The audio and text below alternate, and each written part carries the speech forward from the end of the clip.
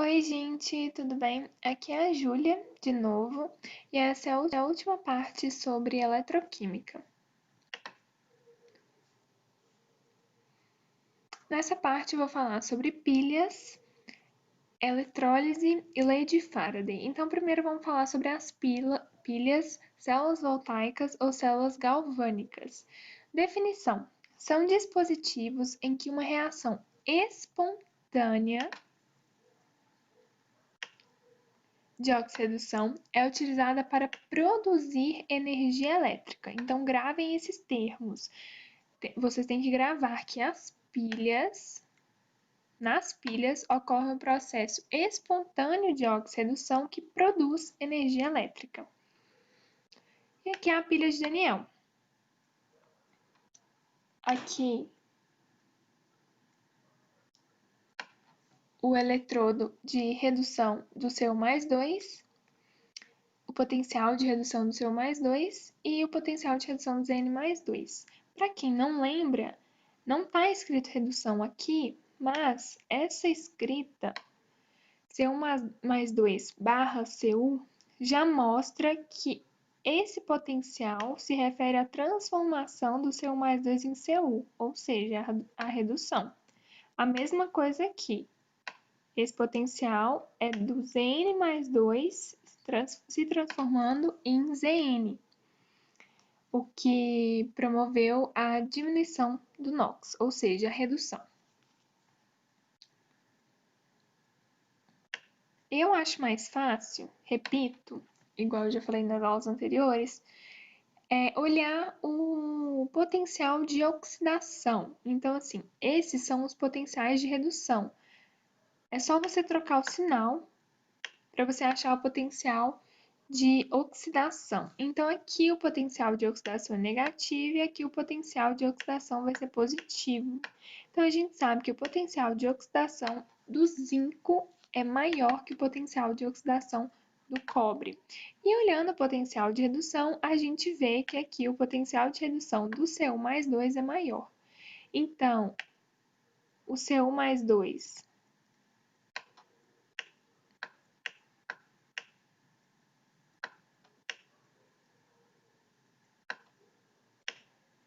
ele vai sofrer redução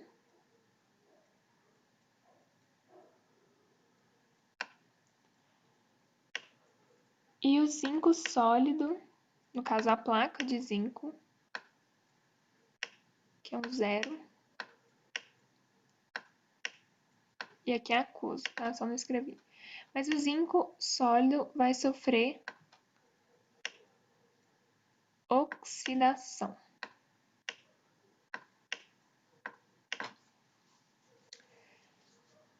Lembrando que no ânodo ocorre a oxidação, isso é sempre.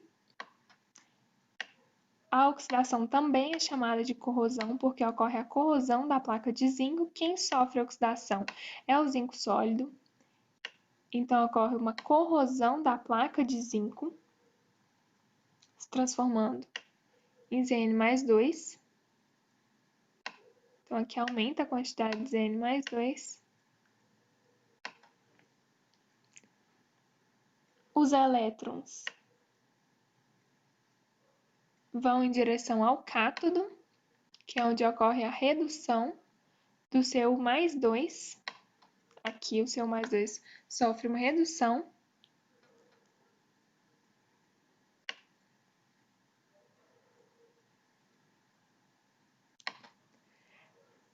Diminuindo a sua concentração. Então, aqui aumenta a concentração de SO4 2-, e aqui aumenta a concentração de Zn+2. Isso é importante. Primeiro, antes de analisar isso, porque isso envolve a ponte salina, é uma coisa muito importante em pilhas e em eletrólise, achar o polo positivo e o polo negativo. Então, como você acha o polo positivo e o polo negativo dessa pilha? É só você analisar a movimentação dos elétrons. Os elétrons estão saindo desse lado aqui, o esquerdo, e indo para cá, para o lado direito. Eles estão saindo do ânodo e indo para o cátodo. A corrente elétrica essa passagem de elétrons do ânodo e do cátodo aqui ocorreu por causa da oxidação do zinco metálico. Entendeu? Porque tem uma diferença de potencial, então ocorre a oxidação aqui no ânodo e a redução aqui. Então, inicialmente não tinha movimento de elétrons, não tinha. Por esse fio metálico aqui é um fio metálico, nenhum elétron estava passando, então não tinha energia elétrica no início. Com a oxidação, com esse processo, com essa reação espontânea, que ocorreu a passagem de elétrons do ânodo para o cátodo. Então, aqui é o polo positivo, porque é onde os elétrons chegam, e aqui é o polo negativo, porque é de onde os elétrons saem. Os elétrons saem do ânodo, nas pilhas, os elétrons saem do ânodo e vão em direção ao cátodo. Esse sinal é basicamente os elétrons, elétrons repelem elétrons e são atraídos por prótons. Então, assim, carga negativa repele carga negativa, carga positiva repele carga negativa e carga positiva atrai carga negativa. Então, de onde os elétrons saem vai ser o local com carga negativa e onde eles chegam vai ser o local com carga positiva. Então, é isso. Nas pilhas, o ânodo é o polo negativo e o cátodo é o polo positivo. Essa é a diferença para a eletrólise. Na eletrólise vai ser o contrário, a gente vai ver daqui a pouco.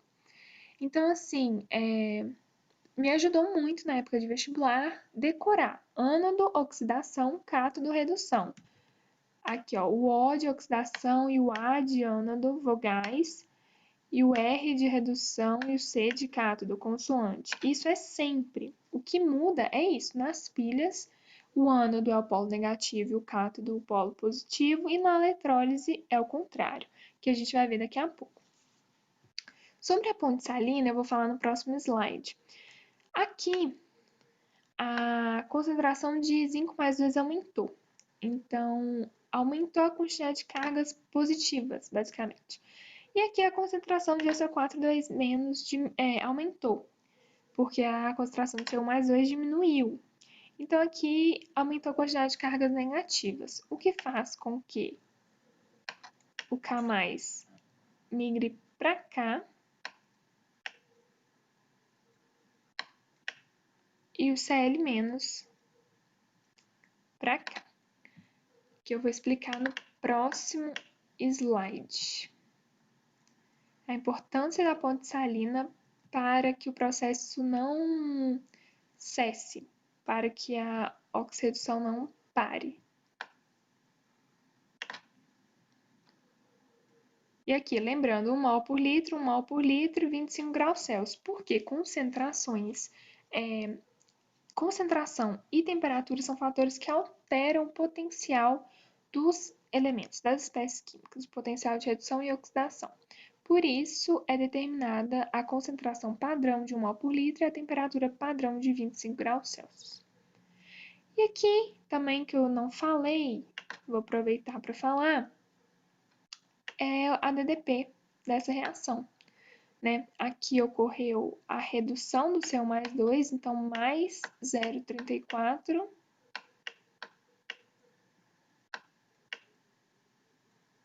E a oxidação do zinco. Esse potencial aqui é o de redução, então é só você trocar o sinal. Então, em vez de ser menos 0,76, que é o potencial de redução, você tem que usar o de oxidação, porque ocorreu a oxidação do zinco, que é mais 0,76. O que faz com que a DDP seja igual a mais 1,1 volts. É a DDP dessa reação espontânea, sinal positivo, de oxirredução. E a corrente, essa corrente elétrica aqui, é a corrente convencional. A corrente convencional, lá que vocês estudam lá na física elétrica, é a movimentação dos prótons. Então, é o contrário da movimentação dos elétrons. Se os elétrons estão vindo para cá, na verdade, os prótons viriam para cá, entendeu? Então, assim, Se está mostrando que os elétrons vêm para cá, a corrente elétrica convencional vem para cá. Por isso, os exercícios podem pedir isso também e às vezes as pessoas confundem colocando a corrente elétrica na mesma direção dos elétrons, mas não, essa corrente elétrica é convencional, que define a movimentação de prótons. Então aqui eu coloquei algumas coisas para vocês terem em mente. Como existe uma diferença de potencial entre os dois eletrodos, é claro, né, deve ocorrer um fluxo de elétrons do eletrodo de zinco, que é o ânodo, vou colocar um A aqui, ânodo, para o eletrodo de cobre, que é o cátodo, pois o potencial de redução do CO+2 é maior que o do Zn+2. Foi o que eu já expliquei. Sem a ponte salina, que é aquela, lembra que estava o K+, e o Cl-, o fluxo de elétrons é rapidamente interrompido, então ela é necessária para que o fluxo de elétrons não seja rapidamente interrompido. Aqui, ó, sem a ponte salina, o fluxo de elétrons é rapidamente interrompido, pois o excesso de cargas positivas no eletrodo de zinco, Zn+2, e de cargas negativas, SO4 2-, no eletrodo de cobre, desfavorece o fluxo de elétrons, porque os elétrons vão justamente do polo negativo para o polo positivo, que aqui é na pilha, né? Aqui é o ânodo e aqui é o cátodo. Os elétrons, eles se movimentam nesse sentido, nas pilhas. Só que aqui aumenta a concentração, ficou ruim, mas acho que dá dando para entender, de cargas positivas. E aqui aumenta a concentração de cargas negativas. Então, tá vendo que aqui o polo negativo já não tá tão negativo mais e o polo positivo já não tá tão positivo mais? Caso a ponte salina não existisse, então isso dificultaria a movimentação dos elétrons e o processo ia encerrar. A pilha ia parar de funcionar. Basicamente isso. Mas a ponte salina existe justamente para neutralizar essas cargas positivas aqui, esse excesso de cargas positivas e esse excesso de cargas negativas, fazendo com que o fluxo de elétrons não seja interrompido rapidamente. Com a ponte salina, o circuito é fechado e a eletroneutralidade nos dois eletrodos é garantida, o que possibilita o fluxo contínuo de elétrons. Então, o K+, lá, que fazia parte da ponte salina, igual aqui, ó. A ponte salina é formada por sais, os sais mais usados são o KNO3 ou KCl, cloreto de potássio, que são íons com mobilidades semelhantes. Então, nesse caso do cloreto de potássio, o K+ neutralizou o SO4 2-, e o Cl- neutralizou o Zn+2, permitindo a eletroneutralidade, fazendo com que o ânodo continuasse sendo polo negativo e o cátodo polo positivo, para que o fluxo de elétrons fosse contínuo. Então é isso, essa é a importância da ponte salina. Ela fecha o circuito e permite que o fluxo de elétrons seja contínuo. E aqui outra observação importante. A perda de massa na placa de zinco é maior que o ganho de massa na placa de cobre, pois a massa de um mol de zinco é maior que a massa de um mol de cobre. Eu coloquei no slide anterior isso, que eu coloquei as massas, né? A massa de 1 mol de zinco é igual a 65,4 gramas por mol e a massa de 1 mol de cobre é igual a 63,5 gramas por mol. Então, a massa de 1 mol de zinco é maior que a massa de 1 mol de cobre. Portanto, no ânodo, né, onde ocorre a oxidação, onde a placa de zinco ela é corroída, ocorre a corrosão, é a mesma coisa de oxidação, ocorre uma perda ali da placa de zinco, porque o zinco zero está se transformando em Zn+2 e perdendo elétrons, né, nesse processo. Então, ocorre a corrosão, né, uma perda de massa ali da placa de zinco. E do outro lado, né, no cátodo, onde ocorre a redução, que é o Cu+2 sendo transformado em cobre metálico, ocorre um aumento de massa da placa de cobre, porque está aumentando a quantidade de cobre metálico. Só que a perda de massa na placa de zinco é maior que o ganho de massa na placa de cobre, justamente por causa da massa molar, porque a quantidade de mols é a mesma, mas a massa de um mol de zinco não é a mesma massa de um mol de cobre, entendeu? Apesar da quantidade de mols ser iguais, as massas são diferentes, o que promove isso. E aqui eu já calculei, né? Mas eu coloquei aqui escrito bonitinho, é o cálculo da DDP, dessa reação de oxidação da pilha. Então, no ânodo ocorre a oxidação sempre e no cátodo a redução. No ânodo aqui, oxidação, zinco metálicos transformando em Zinc+2 aquoso, mais 2 elétrons. Esses elétrons são recebidos pelo cobre+2 aquoso, formando cobre metálico. Somando os potenciais, né, de semicélula, você acha que a DDP dessa reação espontânea de oxidação é igual a mais 1,10 volts. E essa é a equação global. Então é isso, nas pilhas, sempre, primeiro, calma, antes, sempre no ânodo é a oxidação, no cátodo a redução. Mas nas pilhas, o ânodo é o polo negativo e o cátodo é o polo positivo. Então aqui polo negativo e aqui polo positivo. E muitas pessoas ficam preocupadas em decorar, meu Deus, na pilha o ânodo é o polo negativo, no cátodo é o polo positivo. Como que eu vou decorar isso? Eu nunca decorei, sabe? Veio natural pra mim. Eu lembrei justamente o desenho daquela pilha de Daniel.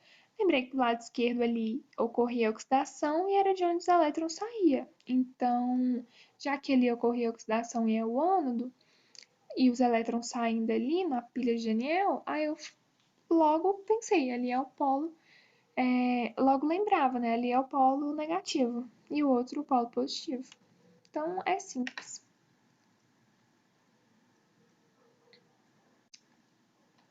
Mais observações.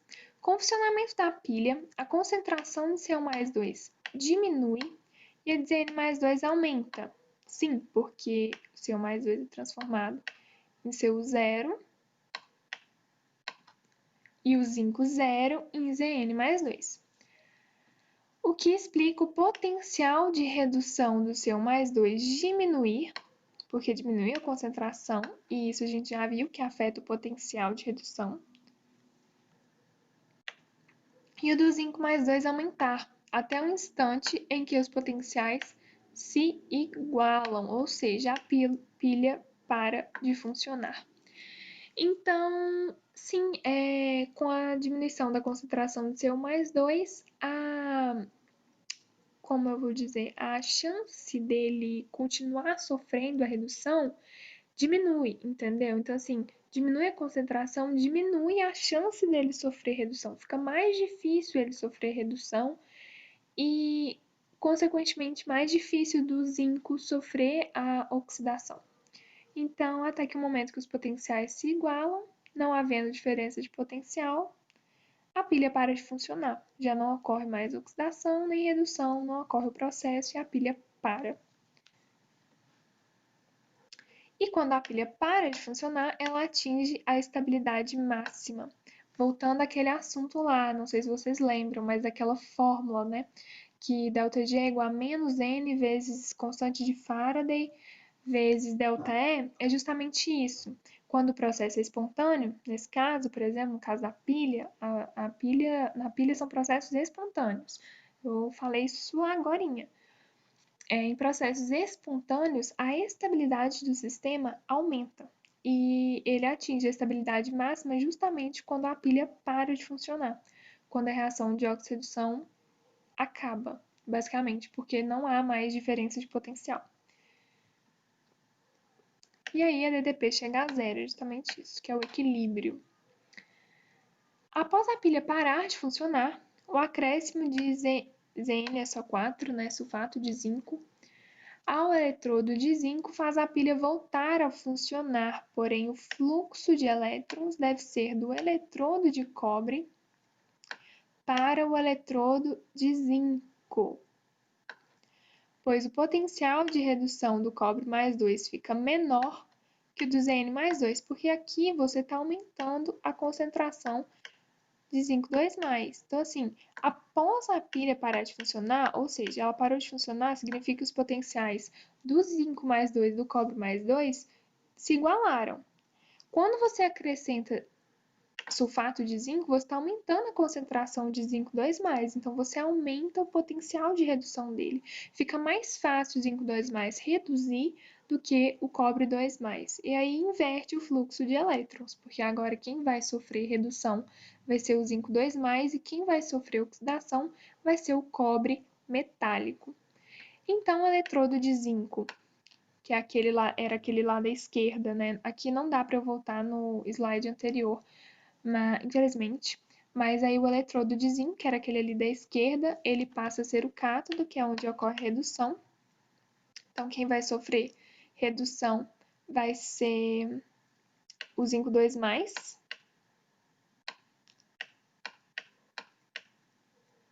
E o eletrodo de cobre, que era o da direita ali, ele passa a ser o ânodo, que é onde ocorre a oxidação. Quem vai sofrer oxidação vai ser o cobre metálico. Repetindo, isso ocorre porque o valor dos potenciais depende da concentração. Então é isso. E nas pilhas de concentração, daí as concentrações já são diferentes. São 1 mol por litro, 2 mols por litro e a mesma espécie química dos dois lados. Os eletrodos são semelhantes, é isso que eu falei, é a mesma espécie química, porém as soluções possuem concentrações diferentes. Logo, o eletrodo com maior concentração deve sofrer redução. Porque aqui temos zinco 2+, tentar colocar aqui de uma forma que dê para ver. Aqui nessa solução temos zinco 2+, e aqui também temos zinco 2+. Só que aqui, no lado direito, a concentração de zinco 2+, é maior, então é mais fácil esse zinco 2+ aqui sofrer redução do que esse. Então, aqui ocorre a redução, ou seja, aqui é o cátodo,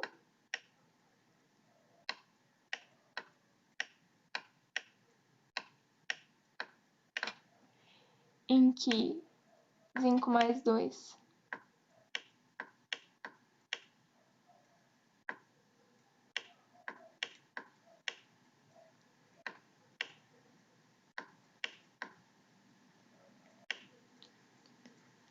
se transforma em zinco metálico. E aqui ocorre a oxidação.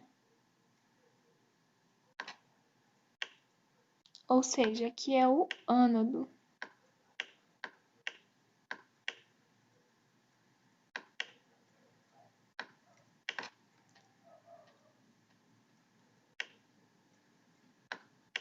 Onde o zinco metálico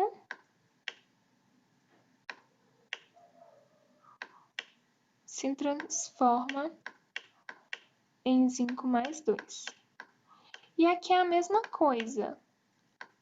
Tá vendo que no ânodo, nesse lado esquerdo, tá aumentando a concentração de zinco mais 2? Então, vai chegar um momento que a concentração de zinco mais 2 do lado direito e do lado esquerdo vão ser iguais. E aí vai acontecer a mesma coisa, a pilha vai parar de funcionar.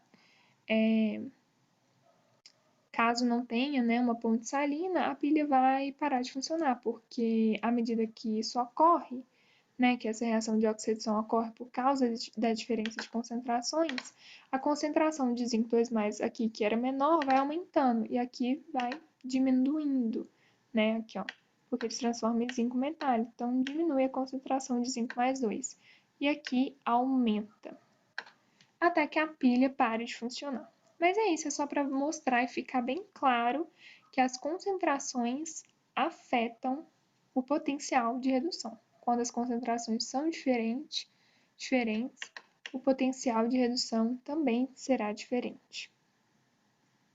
E havendo uma diferença, né, de potencial, a reação de oxirredução ocorre de maneira espontânea, até que a estabilidade seja atingida. E a célula combustível? A célula combustível também ocorre uma reação de oxirredução, mas na presença do hidrogênio gasoso. Então, a célula combustível é utilizada em muitos automóveis como uma fonte limpa de energia, porque, o gás liberado é um gás não poluente, hidrogênio é um gás não poluente. Então, assim, é uma fonte limpa, de se obter energia, porque, repito, pilhas, células voltaicas, são processos espontâneos de oxirredução que produzem energia elétrica, então é uma forma de produzir energia elétrica de maneira limpa, sem poluir o ambiente, sem poluir o ar atmosférico. E muitos automóveis já utilizam essa forma de obtenção de energia elétrica. Então, está aqui a equação global que ocorre na célula combustível. Aqui está a equação global e aqui embaixo eu coloquei o detalhado que ocorre no ânodo e o que ocorre no cátodo. Mas está aqui, 1 mol de hidrogênio gasoso, que é quem sofre oxidação, no caso, mais meio mol de oxigênio gasoso, formando 1 mol de H2O líquida. E a DDP dessa reação é positiva, ou seja, é um processo espontâneo. E importante, em termoquímica, vocês já viram que o ΔH dessa reação é negativo, porque aqui ocorre a formação de interações, basicamente, entre H+, e OH-, formando água. Então, é um processo que libera energia, que é justamente essa energia elétrica, que é utilizada em muitos automóveis. Então, aqui do lado esquerdo, a gente tem um ânodo, que é onde ocorre a oxidação, a perda de elétrons. Quem sofre oxidação é o hidrogênio gasoso. Então, 1 mol de hidrogênio gasoso é transformado em 2 mols de H+ aquoso mais 2 elétrons. Os íons H+, aqui faltou mais. Os íons H+, eles passam pelo eletrólito, que é essa parte aqui da célula combustível, esse meio aqui. Isso aqui é chamado de eletrólito, é onde a presença, A presença ficou... Eu esqueci o nome daquela função do português, mas enfim. É onde há íons livres que permitem essa movimentação dos íons H+. Se não houvessem esses íons livres, eles não iam conseguir se movimentar, então é necessário para a movimentação dos íons H+, e os elétrons passam pelo fio metálico, igual lá na pilha de Daniel. Então, no ânodo ocorre a oxidação. Por que quem sofre oxidação é o hidrogênio gasoso? Porque o potencial de oxidação dele é maior. E isso na célula combustível, talvez o exercício não dê, provavelmente não vai dar. Eu não lembro de ter visto exercício assim, na verdade. Mas porque já é claro, entendeu? O processo final de formação de água, já essa reação, essa equação aqui já tem que estar na sua mente, entendeu? Então, já é esperado que você saiba que aqui é o ânodo, que quem sofre oxidação é o hidrogênio gasoso e que quem sofre redução, no caso,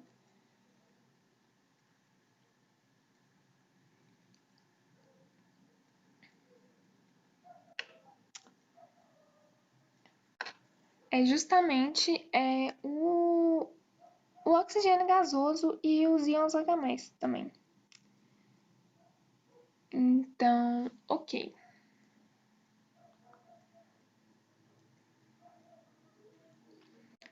Aqui ocorre oxidação, formando 2 mols de H+, mais 2 mols de elétrons. Os elétrons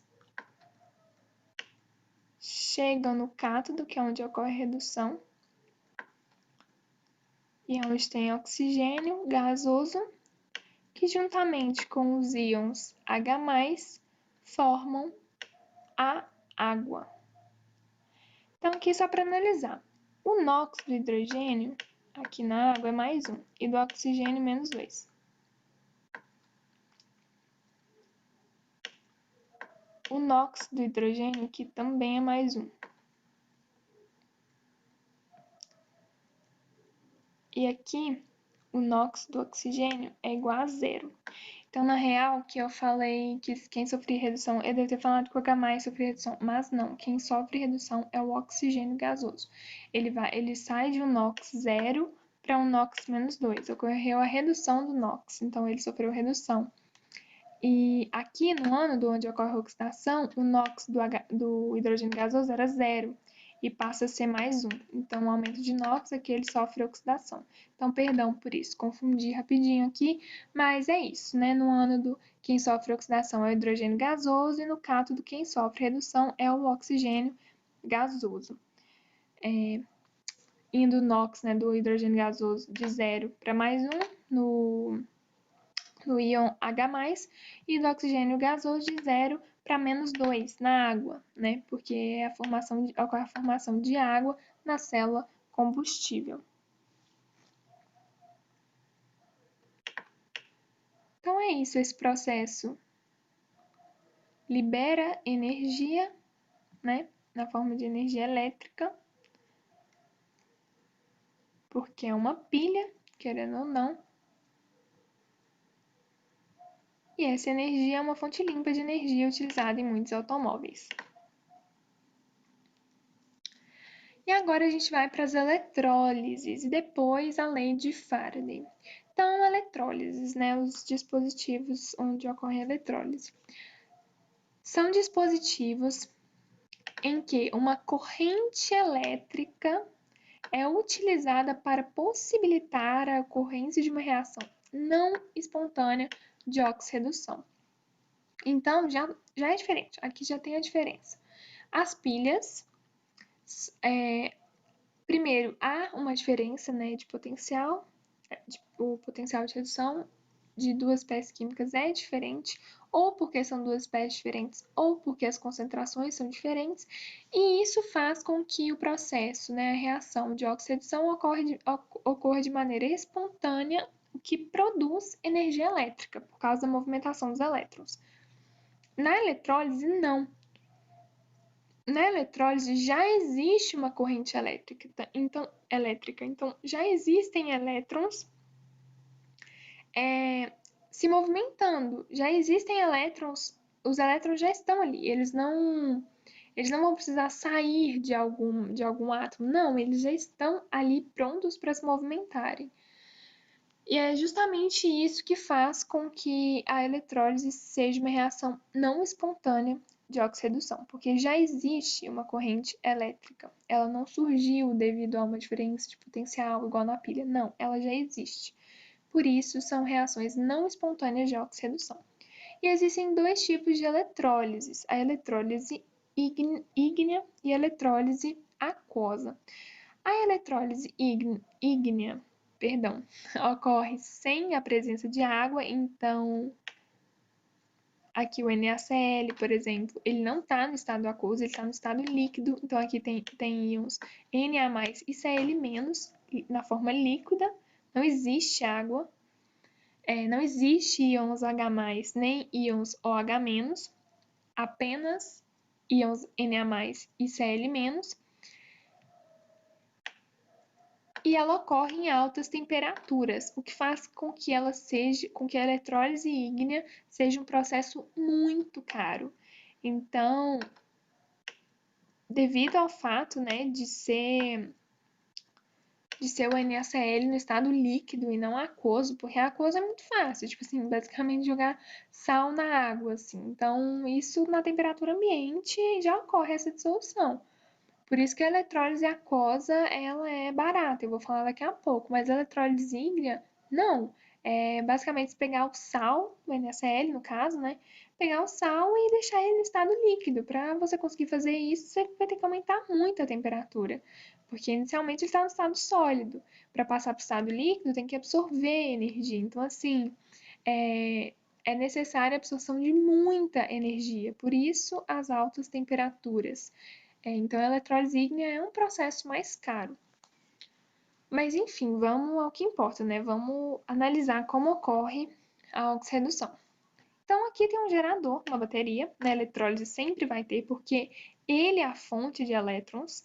Os elétrons estão no gerador, estão na bateria, ele que é a fonte de elétrons, por isso são processos não espontâneos, por causa da presença desse gerador. E eles fornecem os elétrons, mas primeiro a gente precisa, na verdade, aqui, ó. Aqui é o polo positivo e aqui é o polo negativo.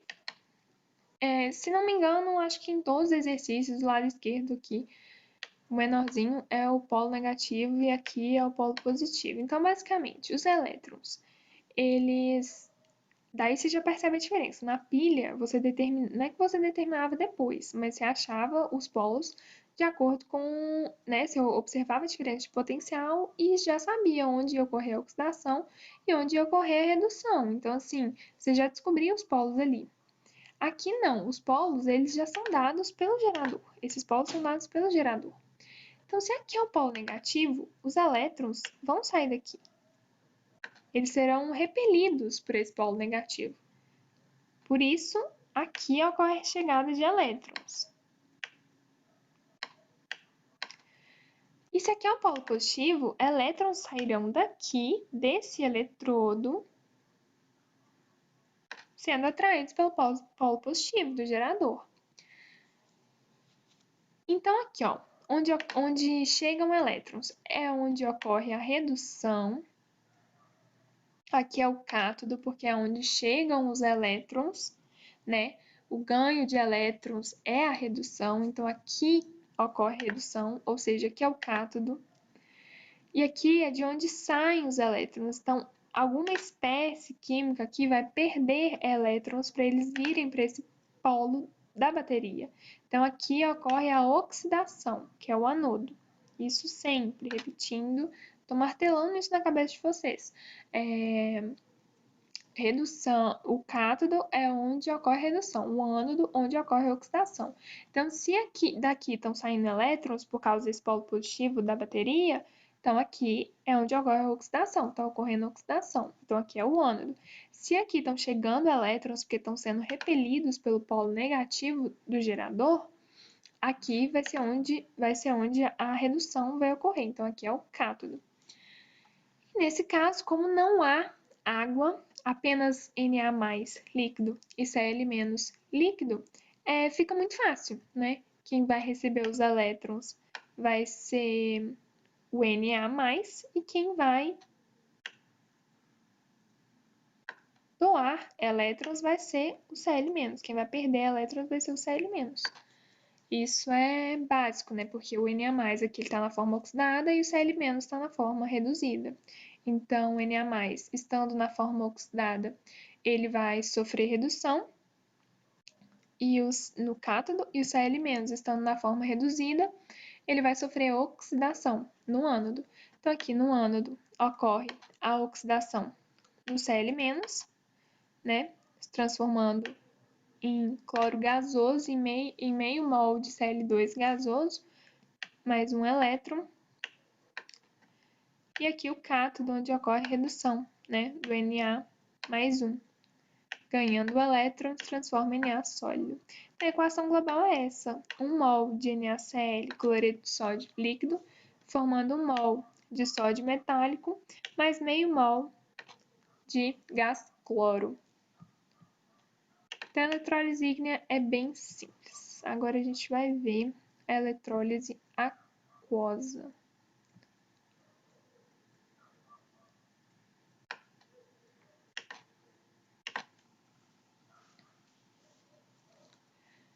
Eletrólise aquosa.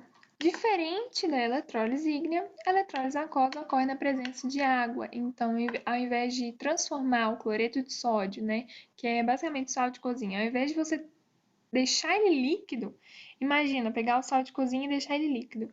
Ao invés de você fazer isso, você simplesmente pega o sal de cozinha e coloca na água, que ele vai dissolver a temperatura ambiente, a 25 graus Celsius, ele vai ocorrer a dissolução.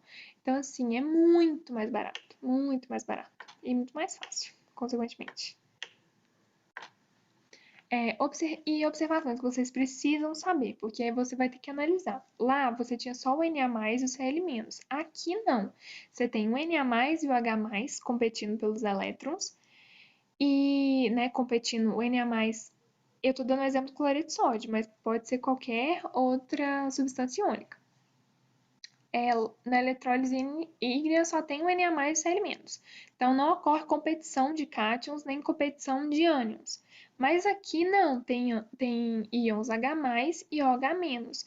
Então, ocorre, no caso do cloreto de sódio, competição entre Na+, e H+, para ver quem vai sofrer redução. E competição entre Cl- e OH-, para ver quem vai sofrer oxidação. Então, por isso, vocês precisam estar atentos a essas observações que eu coloquei aqui. Primeiro, a redução da água. Como é a redução da água? Tá aqui a equação. 2 mols de água líquida, de H2O líquido, mais 2 mols de elétrons, formando 1 mol de hidrogênio gasoso, mais 2 mols de OH-. O ânion, né, configura o meio básico. Isso é matéria de outra aula, de outra parte da química, mas eu coloquei aqui só de lembrete. Então, na redução da água, basicamente, quem vai passar por isso são os cátions, né, H+,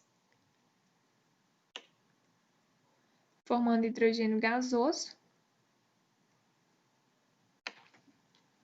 E na oxidação da água, 1 mol de H2O líquido, formando meio mol de oxigênio gasoso, mais 2 mols de elétrons, mais 2 mols de H+ aquoso, né? Cátions configurando meio ácido. Repito, matéria de outra aula. Aqui é só um lembrete mesmo, né? Porque quando você aumenta a concentração de H+, aumenta a acidez, e quando você aumenta a concentração de OH-, aumenta a basicidade. É só por isso mesmo. E aqui, íons OH-,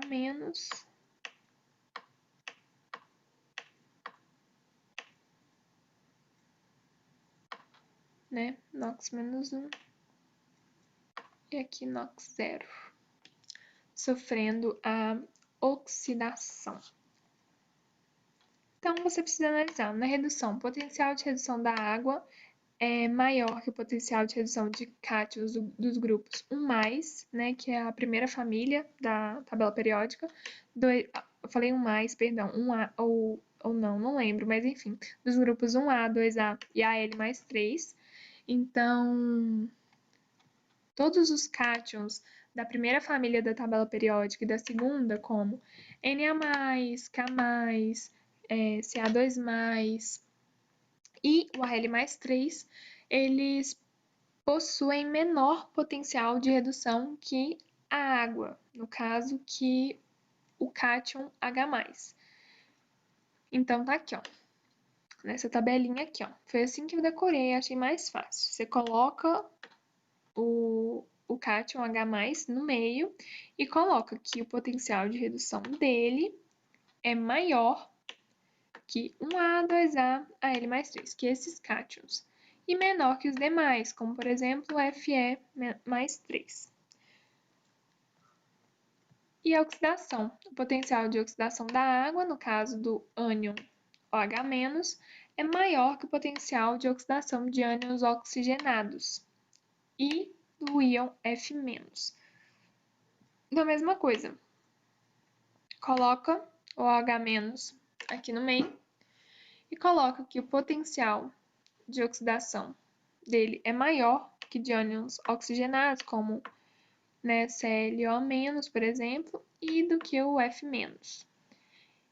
e menor do que os demais, como por exemplo Cl-. Então, esses dados vão ser importantes para a resolução de exercícios de eletrólise aquosa, porque você vai precisar disso para saber quem vai sofrer redução, quem vai sofrer a oxidação.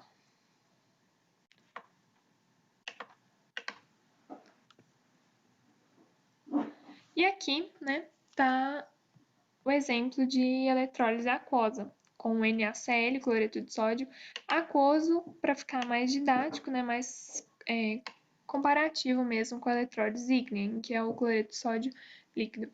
Mas aqui é aquoso. Então, aqui temos a água líquida,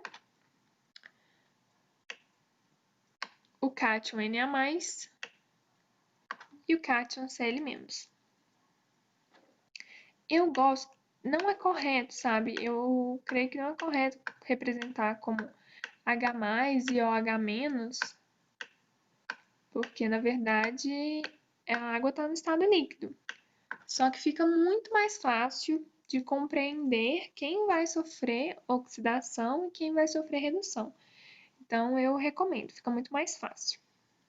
Mas repito, aqui ó, na eletrólise tem o gerador e uma bateria. Por quê? Porque são processos não espontâneos de oxirredução. Então já tem uma fonte de elétrons, já tem energia elétrica. E aqui é o polo negativo e aqui é o polo positivo. Se aqui é o polo negativo, os elétrons sairão daqui. Então, aqui vai ocorrer a redução, né? Que é o ganho de elétrons. Então, aqui é o cátodo. E elétrons vão sair daqui em direção ao polo positivo. São atraídos pelo polo positivo. Então, os elétrons saem daqui. Então, aqui ocorrerá a perda de elétrons, a oxidação. Então, primeiro, vamos analisar a oxidação, que é a perda de elétrons. Quem pode perder elétrons? Justamente o Cl- ou o OH-, ou a água. Então, assim, quem pode sofrer a oxidação ou é o ânion Cl- ou a água. E como eu coloquei na tabelinha, né, o potencial de oxidação da água é maior que o potencial de oxidação de ânions oxigenados e do F-, mas é menor que o potencial de oxidação dos demais ânions, como o Cl-. Então, o Cl- ele tem o potencial de oxidação maior. Então, ele que vai sofrer oxidação. Então, aqui ocorre a oxidação do Cl-. Tá vendo que ele não tem oxigênio? Tipo assim, não, ele não tem oxigênio e ele não é o ânion F-. Então, descartando essas duas possibilidades, quem vai sofrer oxidação vai ser ele, não vai ser a água. E aqui a mesma coisa que você analisa. Quem vai sofrer redução? Quem vai ganhar elétrons? O Na+ ou a água, né? Seria o H+ ali. Eu coloquei ali de forma repetindo, né? Eu tô muito repetitiva, mas é porque essa matéria eu sei que muita gente tem dificuldade e eu espero mesmo que eu consiga, né, ensinar vocês e tal. Então, assim, repetindo, não tá certo escrever H+, não tá certo escrever OH-, tem que escrever água líquida, porque tá no estado líquido, mas fica muito fácil pensar dessa forma. Então, assim, aí você pensa, quem vai sofrer redução aqui, Na+ ou H+? Que foi o que eu falei, né? Que tá no slide anterior. A água, o potencial de redução da água é maior que o potencial de redução de cátions das famílias 1A e 2A e do Al+3, e menor do que os demais cátions. Então, a gente sabe que a água tem um potencial de redução maior que o Na+, porque ele é da família 1A. Então, quem sofre redução é a água. Então, no ânodo ocorre a oxidação dos ânions Cl-, formando gás cloro, liberando 2 elétrons que vão para o gerador, e no cátodo ocorre a redução da água, que ganha 2 elétrons, formando hidrogênio gasoso mais 2 mols de OH- aquoso. aquoso. E a equação global é só somar as duas, né? Que aí você encontra 2 mols de Cl menos aquoso, mais 2 mols de água, você corta os elétrons, né? Porque a mesma quantidade ganhada é a quantidade perdida. Então, 2 mols de Cl menos aquoso, mais 2 mols de H2O líquida, formando 1 mol de H2 gasoso, hidrogênio gasoso, mais 1 mol de gás cloro, mais 2 mols de OH-.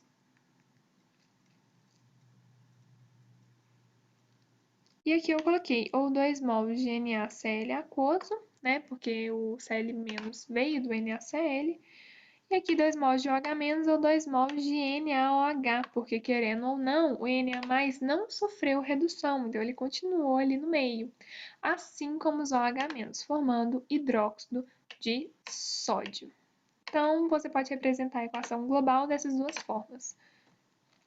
Lembrando que a DDP dessa reação de oxirredução é negativa, porque é um processo não espontâneo, não ocorreu a produção de energia elétrica, né? Não, os elétrons já existia, né, energia elétrica armazenada ali no gerador, na bateria.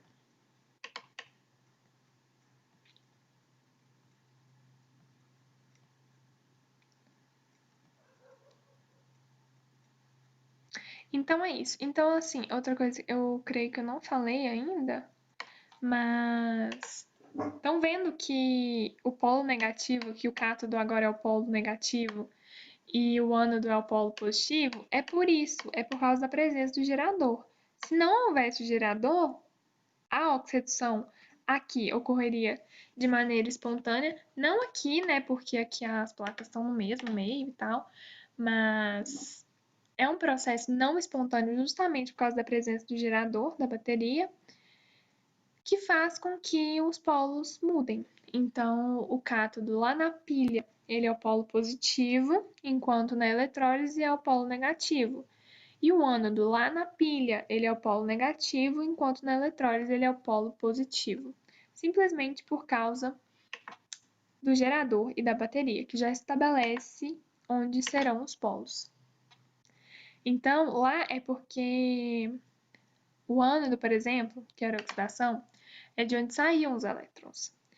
Então, eles saíam diretamente do ânodo, na pilha, os elétrons saíam diretamente do ânodo e iam para o cátodo. Então, claro que o ânodo seria o polo negativo e o cátodo o polo positivo, mas aqui não. Os elétrons saem do ânodo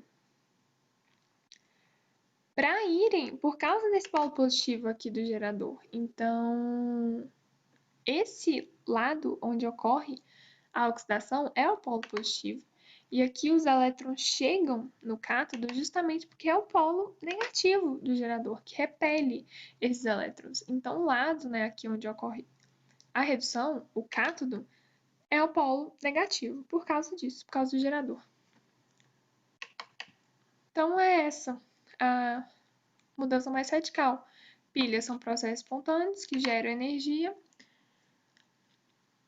e o cátodo é o polo positivo, enquanto o ânodo é o negativo, e eletrólise, o cátodo é o polo negativo, enquanto o ânodo é o polo positivo, e são processos não espontâneos de oxirredução, porque já tem energia elétrica, já tem uma fonte de energia, que é o gerador.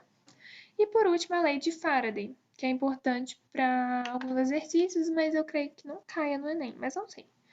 Enfim, só que não é tipo aquele foco do Enem, não. Mas é bom saber decorar essa lei. A quantidade de um reagente consumido ou de um produto formado durante a eletrólise é proporcional à carga fornecida ao sistema, né, que é a carga da bateria. Então é só decorar. Carga dada em Coulomb é igual a corrente dada em ampere vezes o tempo. Então isso mostra, né, que corrente e carga são diretamente proporcionais, são grandezas diretamente proporcionais, né? Quanto maior a corrente elétrica, né? Quanto maior a quantidade de um reagente sendo consumido ou de um produto sendo formado durante a eletrólise, porque isso ocorre justamente por causa dessa corrente, por causa da movimentação dos elétrons. Quanto maior essa corrente, maior é a carga de maneira diretamente proporcional. E a constante de Faraday, que é igual a 96.500 Coulomb por mol de elétrons. Alguns exercícios podem pedir isso. Então é isso, carga, né, como grandeza, é igual a ampere vezes segundos. E é isso, muitos exercícios vão dar, né, a quantidade, você, não é que vão dar, você vai analisar a reação, ver quantos mols de elétrons estão envolvidos. Então, assim,